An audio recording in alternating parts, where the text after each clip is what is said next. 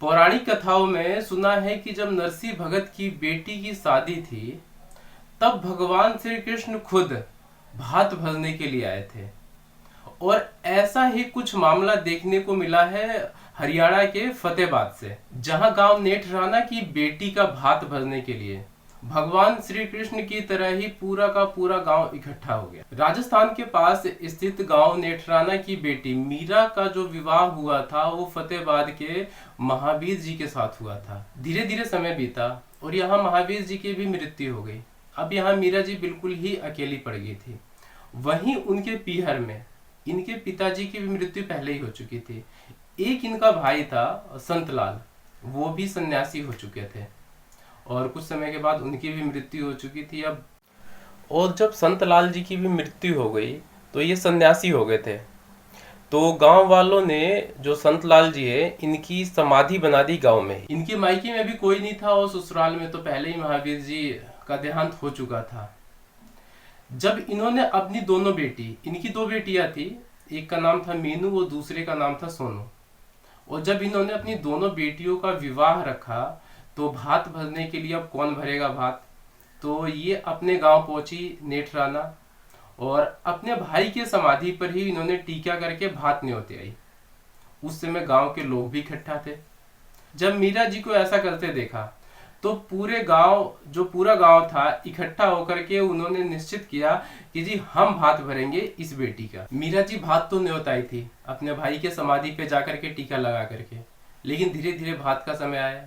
अभी भी इनको एक उम्मीद थी कि कोई, क्या पता कहीं कोई आ जाए गांव से। एक दिन ऐसा चमत्कार हुआ कि मीरा जी के गांव में गाड़ियों का एक जमावड़ा आया और ये सीधे सीधे आया मीरा जी के घर पे।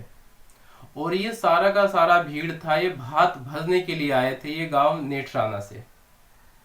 ये पूरा का पूरा गांव ही उठ के आ गया था और अपने गांव के इतने लोगों को देख करके मीरा जी भी भावुक हो गई और इनके साथ साथ इनकी दोनों बेटियां भी भावुक हो गई। और कहा जाता है कि ये भात भरने के लिए गांव नेठराना से करीब 700 पुरुष और महिलाएं आए थे। जी हाँ, 700। और जब इतनी भीड़ आई थी तो इसमें गांव वाले भी थोड़े भावुक हो गए और उन्होंने भी मीरा जी का पूरा सहयोग किया। जो भतैया आए थे उनका स्वागत सत्कार करने में, और इन भतैयों का जो स्वागत टीका करने में ही करीब 5 घंटे का समय लग गया।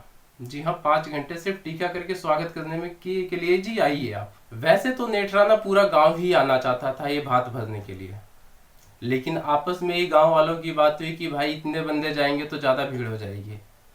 तो जिन लोगों के पास अपने व्हीकल थे सिर्फ वही आए और ग्राम नेठराना के एक एक ग्रामीण ने अपने इच्छा के अनुसार भात भरा।